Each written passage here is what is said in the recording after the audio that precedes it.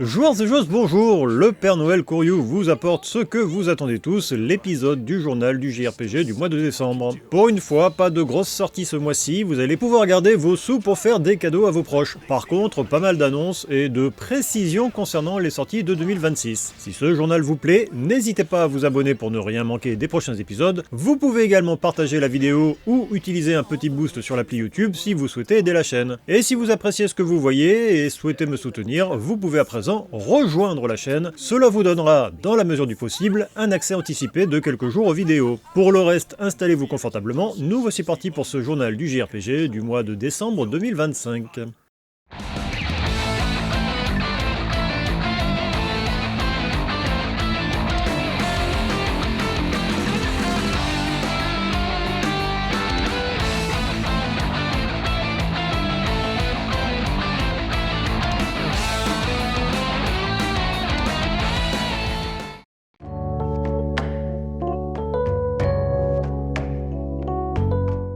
On commence par une nouvelle sympa mais qui, je pense, n'intéressera pas forcément tout le monde, et je m'explique. Falcom a fait savoir que depuis le 19 décembre dernier, une démo de The Legend of Heroes Trace Beyond the Horizon était disponible. Enfin, pour être précis, 2 démos ont été mises à disposition. Une démo histoire et une démo combat. La première dure environ 3 heures et reprend le prologue, votre avancement pouvant être sauvegardé et utilisé dans la version finale. La démo combat, quant à elle, vous permet de vous essayer aux nouveautés du gameplay de cet épisode. Pourquoi je dis que ça n'intéressera pas forcément tout le monde? Mais parce qu'une démo, techniquement, c'est pour essayer un titre que l'on n'est pas sûr d'acheter. Or, ici, soit vous êtes fan de la série des Trace et vous savez que vous allez prendre le dernier épisode, soit vous n'avez jamais essayé un épisode, et dans ce cas, il ne faut surtout pas commencer par celui-ci, puisqu'il fait suite à Trace Through Daybreak 1 et 2. En vrai, c'est plus une démo pour les fans qui attendent la sortie officielle le 15 janvier, et ça va leur permettre de patienter. Si vous voulez en savoir plus, j'ai fait une vidéo sur cette démo.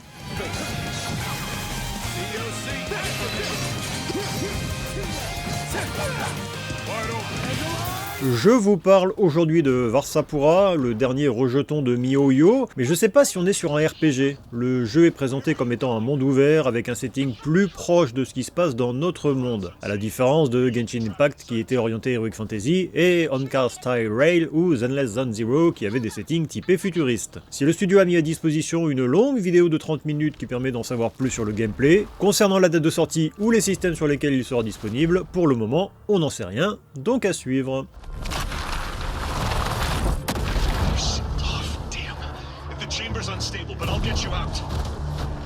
Tsurugi-hime est un titre dont on n'avait pas eu de nouvelles depuis 2 ans. Il s'agit d'un action RPG en vue de côté développé par le studio Fahrenheit 213. On retrouve quelques noms connus au générique comme Kuroboshi Kohaku aux illustrations, celui-ci ayant travaillé sur Summon Night, Kino's Journey et Sword Art Online Alternative Gun Online. Aux musiques, on retrouve Takeharu Ishimoto, connu notamment pour son travail sur The World Ends With You ou Final Fantasy VII Crisis Core. Le jeu se déroule sur une durée de 100 jours avant que n'ait lieu la bataille décisive. Le titre a un petit côté gestion puisque vous allez choisir comment vous allez vous organiser entre combat et exploration. Et on vient d'apprendre qu'il sera disponible en accès anticipé en 2026 sur PC via Steam, et pour le moment c'est la seule plateforme sur laquelle il a été annoncé.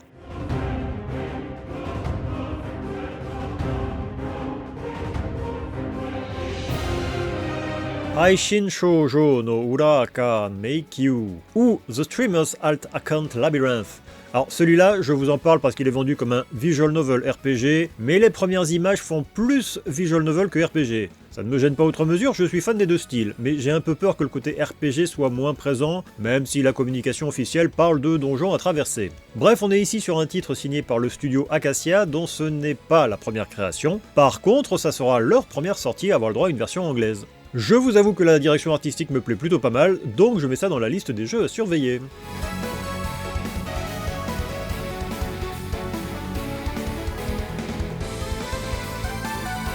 Sorti il y a un peu plus d'1 an en version japonaise, Wizman World Retry arrivera enfin en Occident l'an prochain, avec une sortie prévue pour le 19 février. Le titre était initialement prévu pour sortir, entre autres, sur Xbox One, mais de toute évidence, la console de Microsoft a été oubliée en cours de route. Comme le nom Retry le laisse sous-entendre, on est ici sur un remaster d'un jeu sorti à la base sur DS en 2010 et signé Jaleco. C'est donc en toute logique City Connection qui s'en occupe à présent, puisque la société a récupéré le catalogue du studio, et en Occident, c'est Clean River Games qui Genesis s'occupe de l'édition. Une version physique est prévue et celle-ci ne coûtera que 34,99€. Par contre, il faudra se contenter de texte en anglais. Wizman World Retry, c'est un titre relativement classique dans lequel on joue le rôle d'un jeune mage qui est à présent en âge d'aller explorer des donjons. Des donjons dont la particularité est que tous les aventuriers qui s'y sont perdus n'ont jamais réussi à retrouver la sortie.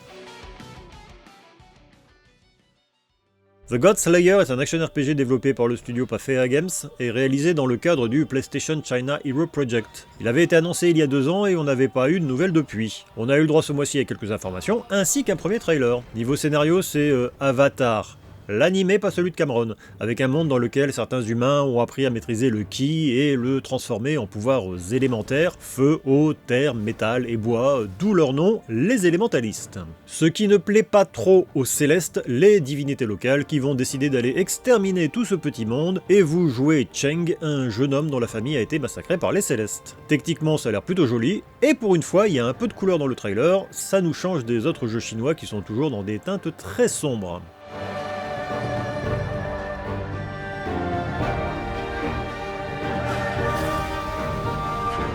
Cassette Boy, voilà un titre qui a l'air intriguant. On le doit au studio Wonderland Kazakili et ça a l'air d'être un mélange entre Fez, un RPG et un jeu Game Boy. Il utilise un système nommé Schrödinger où l'état de la matière est défini lorsqu'on l'observe. À la manière de Fez, vous allez pouvoir faire tourner l'écran sur lui-même et si un objet ou un personnage n'est pas visible, celui-ci n'existe pas. Cassette Boy est donc un RPG avec une bonne dose de réflexion. Si le titre est prévu en français, il faudra par contre se contenter de versions numériques.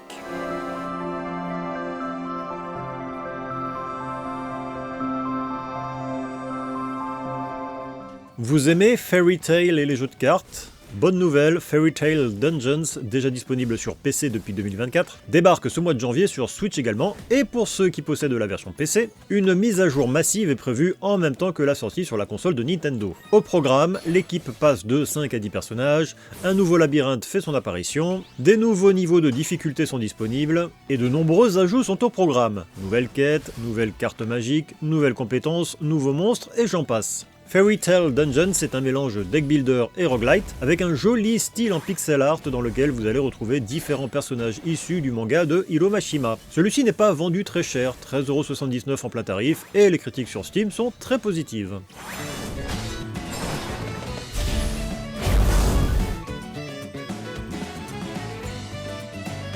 Vous aimez la série Hyperdimension Neptunia et vous êtes triste que certains épisodes restent cantonnés à la Vita ? Eastasia Soft vous a entendu et après les 3 premiers épisodes ressortis dans leur version Rebirth, le studio continue de piller le catalogue de la portable de Sony puisque cette fois-ci c'est Hyper Devotion Noir Goddess Black Heart qui débarque sur Switch. Ce spin-off est un tactical centré, comme son nom l'indique, sur le personnage de Noir, la déesse inspirée par les consoles de Sony, qui va devoir ici se rendre dans le monde de Game Market afin de récupérer les CPU de chaque nation. Comme c'était le cas pour les autres épisodes, 2 versions sont disponibles, une standard vendue 44,27€ et une limitée à 66,34€ qui inclut le jeu, la bande-son, un artbook, un certificat, un manuel, 3 stands en acrylique, des autocollants pour Joy-Con et un mini boîtier du jeu. Si cette version vous tente, ne tardez pas, je vous mets le lien pour la précommander dans la description.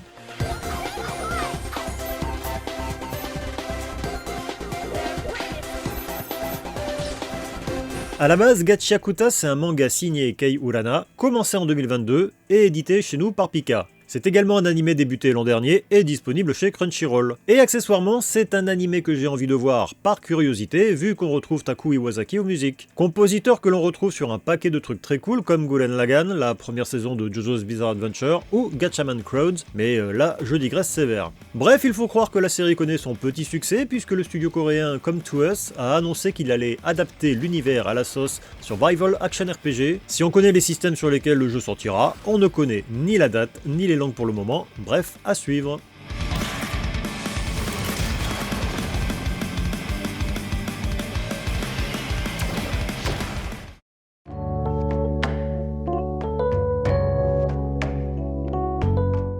Double dose d'Utawareru Mono ce mois-ci, en tout cas en ce qui concerne le Japon pour le moment. La première info concerne l'annonce de la sortie du prochain épisode de la série, Utawareru Mono Shiroe no Michi Shirube, prévu sur PlayStation 5, Switch 2 et PC en 2026. Qu'est-ce qu'on en sait pour le moment? Eh bien ma foi pas grand chose, et il faudra se contenter de quelques captures pour l'instant. L'autre news concerne Monochrome Mobius Rights and Wrongs Forgotten, déjà disponible partout dans le monde sur PlayStation 4, 5 et PC. Eh bien on vient d'apprendre qu'il allait également avoir le droit à une sortie sur Switch 2, qui sortira en même temps que Shiroe no Michishi Irube. À voir si cette version Switch 2 aura le droit à une sortie occidentale.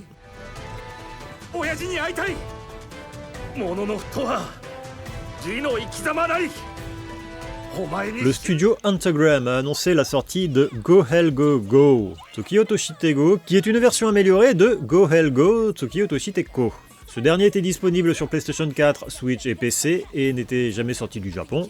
La nouvelle version sortira sur les mêmes supports le 26 mars prochain en version standard et limitée. Cette dernière vendue 29 799 yens, soit environ 160 €, et elle inclut un CD avec le thème musical et un stand en acrylique de 15 cm avec les 13 personnages. Alors le stand est peut-être mastoc, mais ça me paraît cher pour ce que ça propose. Je ne sais pas si ce Go Hell Go Go Tokyo Toshitego arrivera en Occident. Honnêtement, j'en doute, et vu le trailer, ça vend pas particulièrement du rêve.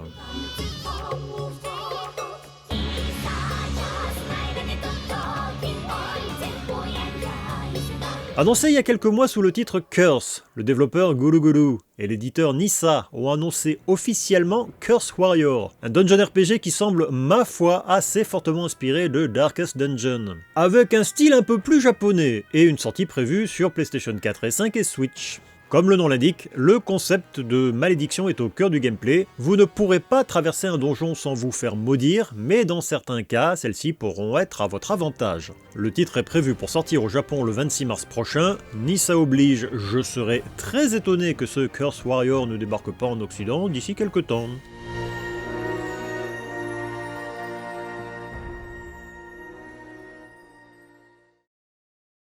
Vous me connaissez, en matière de graphisme, niveau RPG, je suis pas regardant.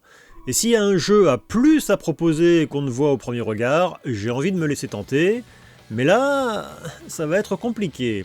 Hollow Dungeon, Koyori vs Hollow Live in Onsha Tower est un dungeon RPG développé par le studio Velux et édité par Hollow Hindi, et le titre se base sur le groupe de VTubers Hollow Live. Et Hollow Live, il me semble pourtant qu'ils ont de la thune, mais il faut croire que le minimum est allé dans le développement de ce spin-off, vendu heureusement à petit prix puisqu'il ne vous en coûtera que 1500 yens, soit moins de 10 € pour mettre la main dessus sur PC. Mais bon, difficile de vous le conseiller si vous n'êtes pas fan de dungeon RPG, d'Hollow Live, et si vous ne parlez pas japonais.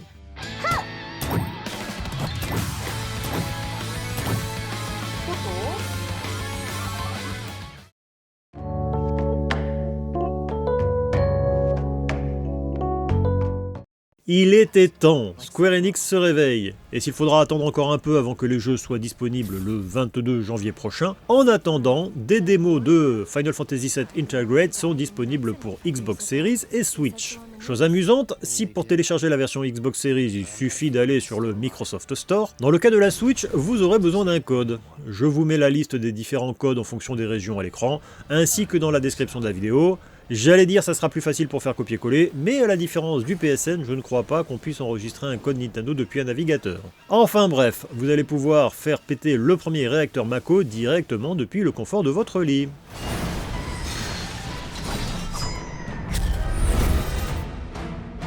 You have failed again, I see.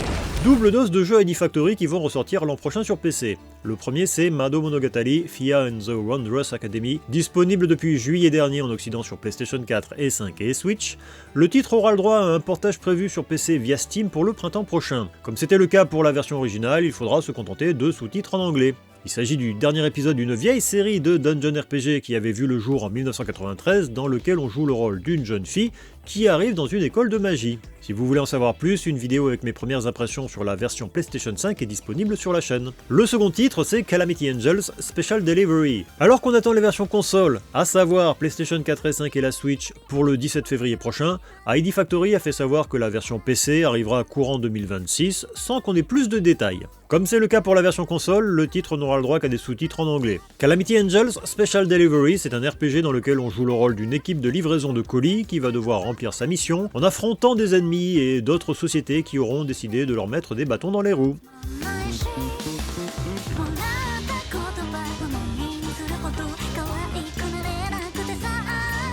Le jeu d'action-aventure musicale signé Sohei Niikawa, ancien patron de Nissa et créateur de Disgaea, se précise, et on sait à présent qu'il sortira partout dans le monde le 26 mars prochain sur PlayStation 4 et 5, Switch et PC, avec un audio en japonais et en anglais et des sous-titres en français. 2 éditions physiques ont été annoncées, une Deluxe vendue 54,99€ qui inclut un mini artbook et une bande-son numérique, et une limitée vendue 89,99€ qui inclut, en plus du contenu de la version Deluxe, une boîte collector, un artbook, un CD audio en digipack, une planche d'autocollant et un stand en acrylique. Dans Etrange Overlord, on y joue le rôle de Etrange von Rosenberg qui se fait accuser d'avoir tué le roi, est exécuté et se réveille en enfer où elle décide de prendre le pouvoir.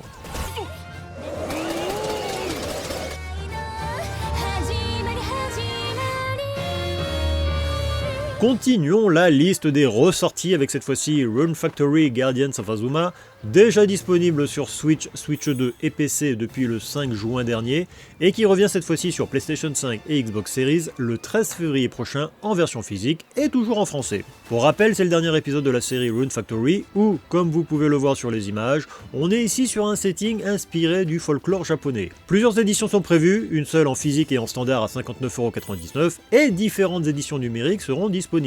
La standard vendue 59,99€, la version Deluxe pour 10€ de plus qui inclut 2 DLC, la numérique Super Deluxe à 79,99€ qui inclut ces mêmes 2 DLC, plus un artbook et une bande-son numérique. Les différentes versions numériques auront également en bonus un bundle avec les costumes du héros de Rune Factory 4 et les DLC Story of Seasons et Sakuna seront également disponibles à la sortie.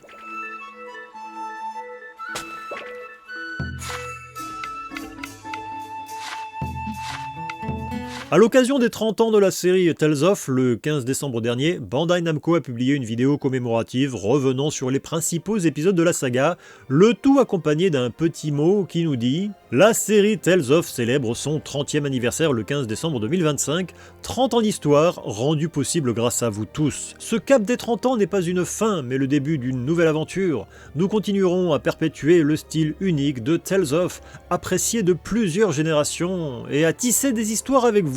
Pas grand chose de plus à ajouter, à part qu'on va certainement encore manger des remasters pendant quelques temps, mais si on pouvait enfin avoir des épisodes jamais sortis du Japon, ça serait pas une mauvaise chose.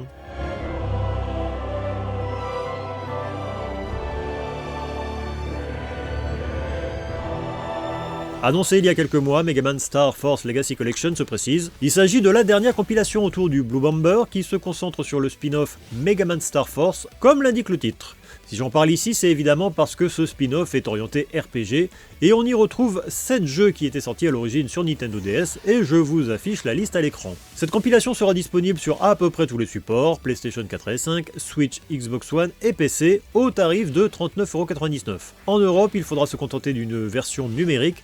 Par contre, des versions physiques sont prévues au Japon et en Amérique du Nord. Celles-ci seront multilingues, comme c'est toujours le cas avec les compilations Capcom. Néanmoins, il faudra se contenter de textes en anglais.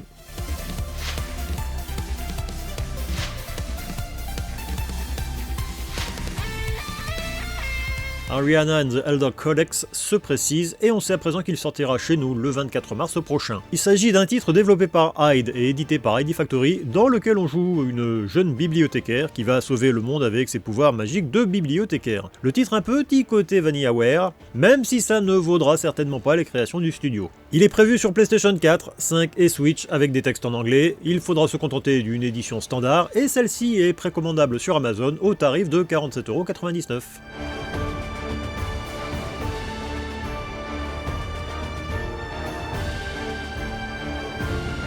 Le DLC de Fantasy Life, I, The Girl Who Steals Time est également une mise à jour qui fait passer le titre en version 2.0. On le connaît sous le nom The Sinister Broker Bazario Schemes et il est téléchargeable depuis Noël. Comme le nom le laisse sous-entendre, dans ce scénario, vous allez y croiser l'inquiétant Bazario et son sourire déstabilisant, et vous allez pouvoir découvrir de nombreux secrets.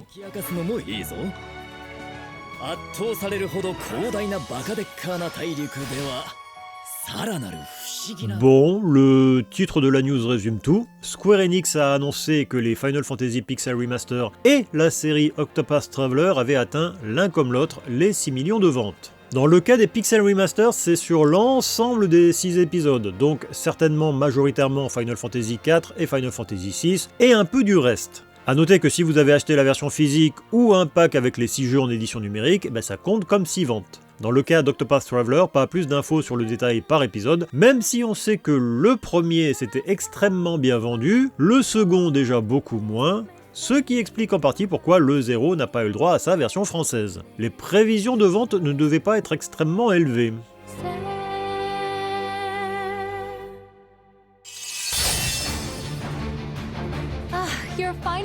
Bonne nouvelle si vous avez acheté Persona 3 Reload sur Switch 2, Atlus a fait savoir qu'un patch avait été mis à disposition, et celui-ci corrige enfin les problèmes de fréquence d'image dont avait souffert cette version. À présent, le titre sera jouable en 60 fps en mode performance sur la télé, tandis que pour les autres modes, notamment en version mobile, Atlus nous parle simplement d'une amélioration du framerate. Bon, évidemment, si ce sont les performances qui sont le plus important pour vous, mieux vaut prendre le jeu dans sa version PlayStation 5. Et si vous voulez en savoir plus sur Persona 3 Reload, je vous renvoie vers la critique qui est disponible sur la chaîne. Even in these final moments, you still insist on fighting.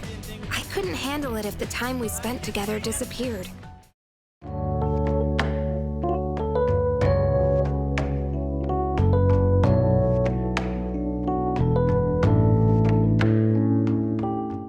Partez de zéro et découvrez le dernier opus de la saga Octopath Traveler. Découvrez un récit de restauration et rétribution au nom d'Anneau Divin, une épopée qui vous plongera dans le royaume d'Orstera.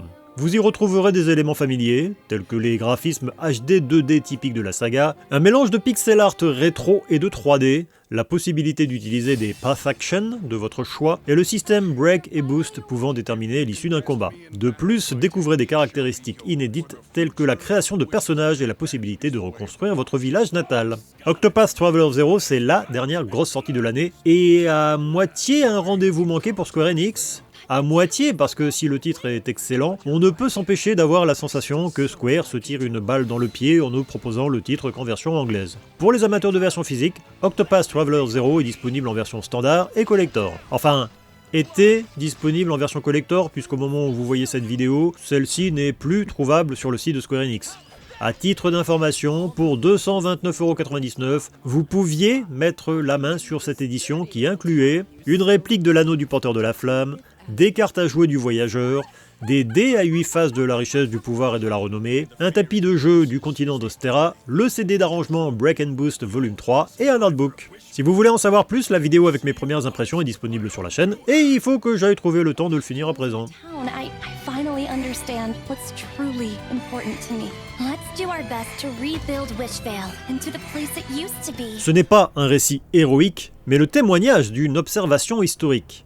Les traces laissées par les batailles, les mots échangés, les petites décisions oubliées, tout cela émeut, tout cela infléchit les gestes, les PNJ poursuivent leur vie sans vous. Pourtant, vos choix font onduler leur histoire. Ce jeu ne raconte pas un scénario prédéfini, mais une histoire unique et irrépétible, née de l'implication du joueur.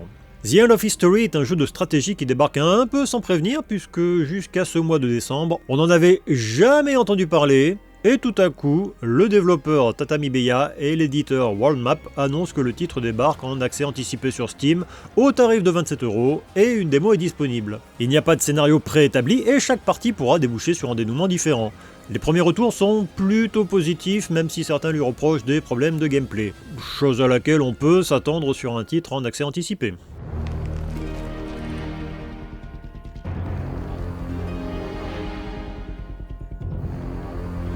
Ce jour-là, c'était le 10e anniversaire de Charois.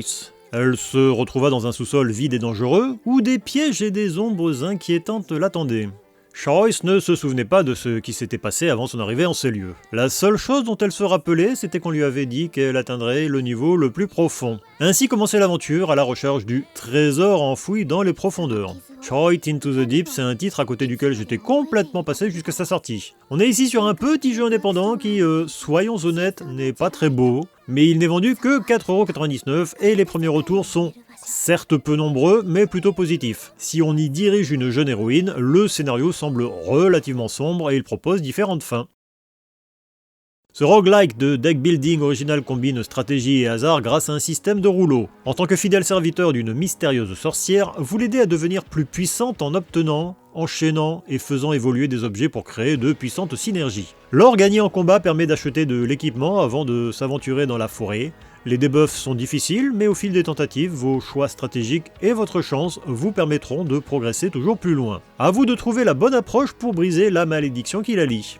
Sorcerer's Servant est un titre qui n'est pas vendu très cher, même si un peu plus cher que d'autres jeux vendus pas trop cher ce mois-ci, et vu les graphismes, c'est assez peu engageant. Pourtant, les notes sur Steam sont tout de même positives, même si elles sont encore assez peu nombreuses. Cela semble être un improbable mélange entre RPG et match 3, avec un scénario mélangeant Dark Fantasy et parodie. Je suis pas certain que ça va inciter beaucoup de monde à l'acheter, mais au moins maintenant vous savez que ça existe.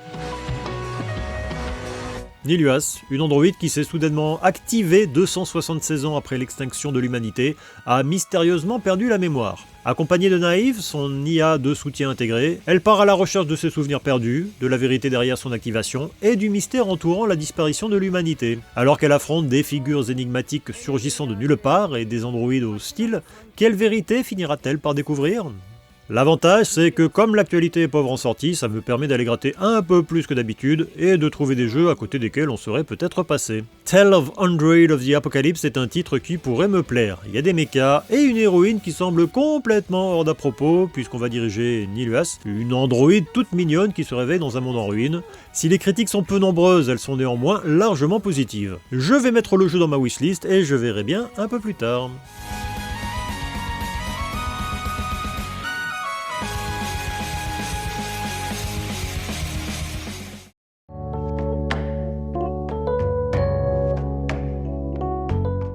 Pour les amateurs d'Utawa Lelu Mono, Aquaplus continue le portage des différents épisodes sur PC, et c'est cette fois-ci au tour de Utawa Lelu Mono Zan de débarquer. On est ici sur un spin-off orienté Musou qui suit les aventures d'Utawa Lelu Mono Mask of Deception. On est sur un titre dont la version PlayStation 4 avait des notes métacritiques sous les 60% pour la presse, et inférieure à 5 sur 10 pour les joueurs.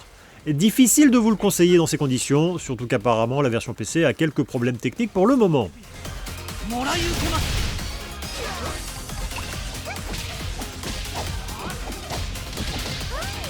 On va pouvoir sortir ici le fameux... Pas mal, non? C'est français. Puisque Romancing Saga Minstrel Song Remastered revient dans sa version internationale, une version disponible pour la première fois en version multilingue, notamment dans notre langue, et on le doit aux Français de chez Red Art Games. Différentes éditions sont disponibles, standard à 44,99€, deluxe au même tarif, avec un porte-clés et une couverture réversible en bonus, et collector à 69,99€ avec un artbook, 3 cartes postales et un boîtier en métal. Ces différentes éditions sont proposées sur PlayStation 4, 5 et Switch, et la version internationale est une exclusivité de ces éditions physiques. Autrement dit, les versions PC, PSN et eShop ne proposent pas cette VF. Si vous voulez en savoir plus, je vous renvoie vers la vidéo de présentation que j'ai faite il y a quelques semaines.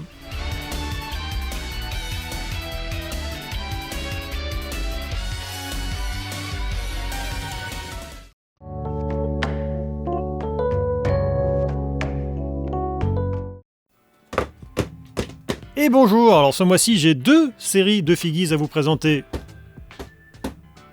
Donc vous l'avez reconnu, on est encore sur du Atlus, mais cette fois-ci on est sur un nouveau jeu.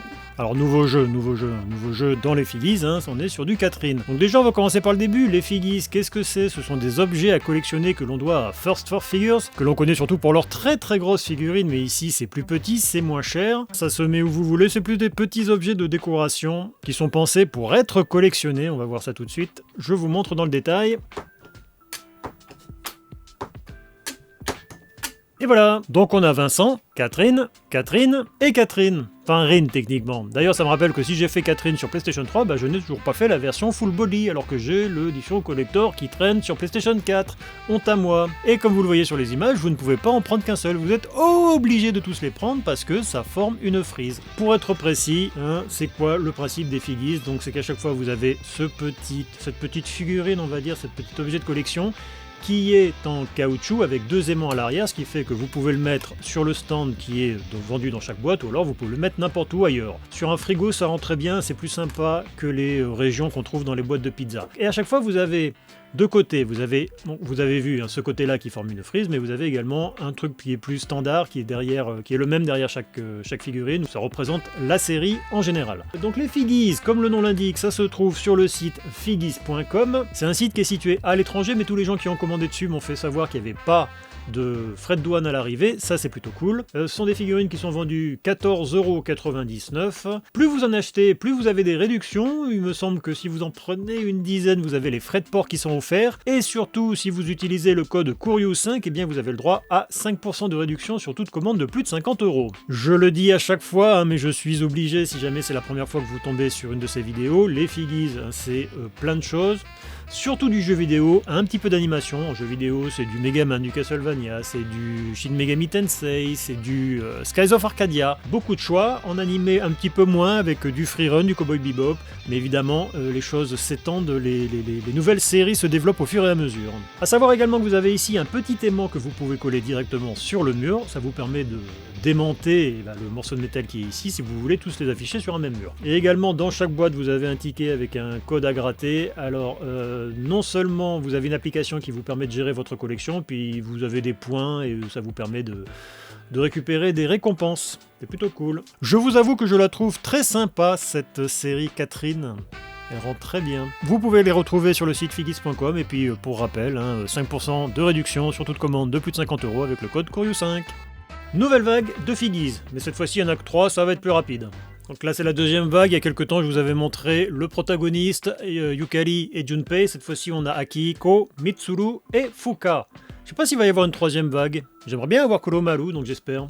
On va voir à quoi ça ressemble à l'intérieur. Et voilà la fine équipe, donc comme à chaque fois vous avez un stand avec deux côtés, ici le tarot correspondant au personnage, et puis là quelque chose de plus générique, qui est le même pour tous. Non, là il y a des couleurs différentes. Donc cette nouvelle vague est plutôt cool, on a Fuka ici, Akihiko Senpai et Mitsuru Senpai.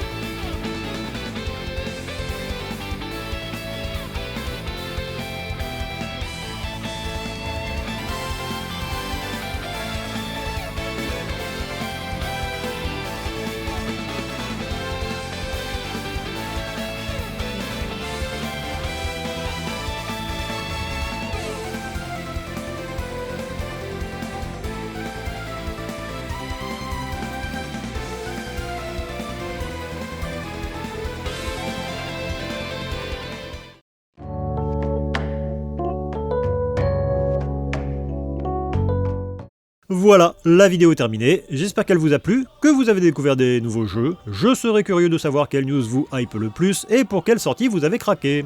N'oubliez pas de vous abonner si ça n'est pas déjà fait, et si vous souhaitez soutenir le travail, vous pouvez rejoindre la chaîne à partir de 99 centimes par mois, ce qui vous permettra d'avoir un accès anticipé à toutes les vidéos, en tout cas quand je peux. Sinon, simplement partager la vidéo, ça aide beaucoup. Vous pouvez également mettre un boost si vous regardez en passant par l'appli YouTube. Je vous dis à la prochaine, et d'ici là, jouez bien à plein de JRPG, et puis passez de bonnes fêtes, bonne année si vous revoyez cette vidéo après le 31.